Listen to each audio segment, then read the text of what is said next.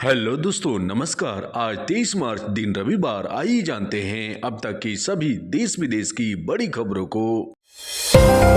भारतीय मूल के अमेरिकी अंतरिक्ष यात्री सुनीता विलियम्स और उनके सहयोगी अंतरिक्ष यात्री बुच विल्मोर करीब 286 दिनों के बाद अंतरिक्ष से धरती पर सकुशल वापसी हुई है। ऐसे में सुनीता विलियम्स और उनके सहयोगी अंतरिक्ष यात्रियों के लिए अमेरिकी राष्ट्रपति डोनाल्ड ट्रंप ने कहा है कि अंतरिक्ष यात्रियों को अधिक समय तक रहने के लिए उन्हें ओवर टाइम का भुगतान किया जाएगा। हालांकि इन दोनों अंतरिक्ष यात्रियों को अभी रिहेबिलिटेशन सेंटर में रखा गया है और जहाँ पर यह अंतरिक्ष यात्री खुद को धरती के वातावरण में ढालने की कोशिश कर रहे हैं। वहीं अमेरिकी राष्ट्रपति डोनाल्ड ट्रंप ने कहा है कि वे अपने निजी फंड से दोनों अंतरिक्ष यात्रियों को ओवर टाइम देंगे। अमेरिकी राष्ट्रपति ट्रंप ने कहा है कि अगर जरूरत पड़ी तो अपने फंड से इसका भुगतान करेंगे। दरअसल नासा के कर्मचारियों को सप्ताह में 40 घंटे काम करने होते हैं। इसके अलावा नासा अपने कर्मचारियों को परिवहन, ठहरने और भोजन का खर्च देता है। हालांकि नासा अपने अंतरिक्ष यात्रियों को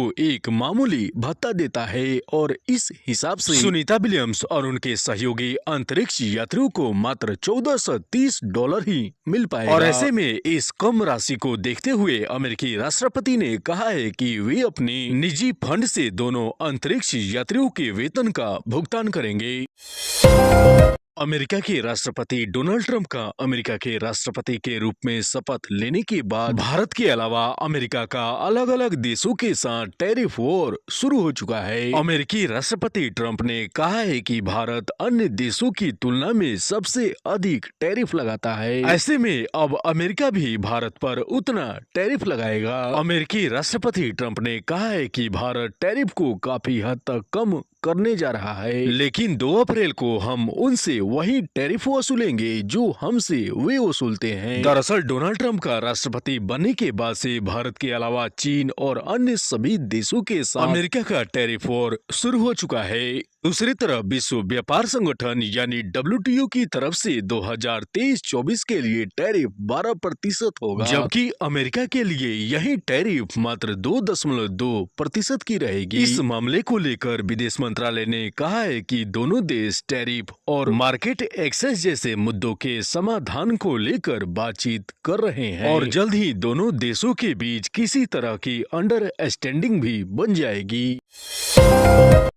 22 मार्च 1912 को बंगाल से अलग होकर बना बिहार अब 113 सालों का हो गया है। बिहार दिवस 22 मार्च के दिन प्रधानमंत्री नरेंद्र मोदी के अलावा राष्ट्रपति द्रौपदी मुर्मू और मुख्यमंत्री नीतीश कुमार के अलावा लगभग सभी नेताओं ने बिहार को लेकर अपनी शुभकामनाएं प्रेषित की। 22 मार्च यानी बिहार दिवस के मौके पर प्रधानमंत्री ने अपने सोशल मीडिया प्लेटफॉर्म पर लिखते हुए कहा है कि भारतीय इतिहास को गौरवान्वित करने वाला यह प्रदेश आज अपने विकास यात्रा के जिस महत्वपूर्ण दौर से गुजर रहा है, यहाँ के परिश्रमी और प्रतिभाशाली बिहार वासियों की अहम भागीदारी है। वही बिहार दिवस के मौके पर आने वाले 3 दिनों तक राज्य में सांस्कृतिक कार्यक्रमों की तैयारी चलती रहेगी और इस दौरान सभी सरकारी भवन नीली रोशनी से जगमग रहेंगे और राजधानी पटना के ऐतिहासिक गांधी मैदान में 3 दिनों तक मुख्य समारोह रहेगा।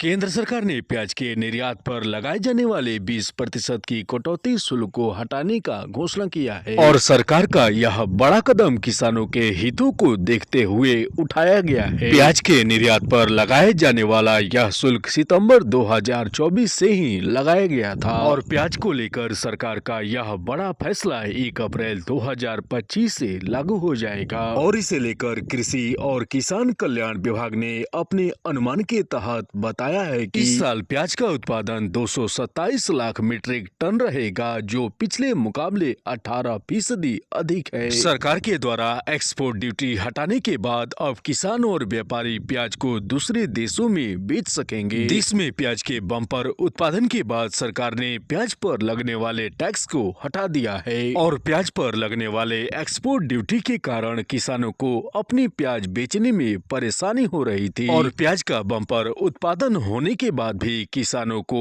इसका उचित मूल्य नहीं मिल पा रहा था। ऐसे में अब एक्सपोर्ट ड्यूटी हटने के बाद किसान अपने प्याजों को विदेशों में भी बेच सकेंगे। शादियों का सीजन शुरू होने से पहले सोने और चांदी की कीमतों में भारी गिरावट देखने को मिल रहा है। ऐसे में आइए जान लेते हैं सोने और चांदी के क्या है लेटेस्ट रेट। देश में 24 कैरेट सोने का मूल्य 90,210 रुपए प्रति 10 ग्राम चल रहा है। वहीं अब से कुछ महीनों के बाद देश भर में शादी का सीजन शुरू होने वाला है। ऐसे में सोने और चांदी के वर्तमान मूल्यों में आने वाले कुछ महीनों में बड़ी बढ़ोतरी हो सकती है। इसी क्रम में राष्ट्रीय राजधानी दिल्ली में 24 कैरेट सोने का मूल्य 90,360 रुपए प्रति 10 ग्राम है। वहीं अहमदाबाद में 24 कैरेट सोने का मूल्य 90,260 रुपए प्रति 10 ग्राम चल रहा है। इसी क्रम में वित्तीय राजधानी मुंबई में सोने का मूल्य 24 कैरेट सोना 90,210 रुपए प्रति 10 ग्राम है। हालांकि सोने के अलावा देश भर में चांदी के मूल्यों में भी कुछ गिरावट देखने को मिल रही है। वहीं अभी फिलहाल के लिए चांदी का मूल्य 1,02,900 रुपए प्रति किलोग्राम चल रहा है और आने वाले कुछ महीनों में चांदी के दामों में भी कुछ बढ़ोतरी देखने को मिल सकता है।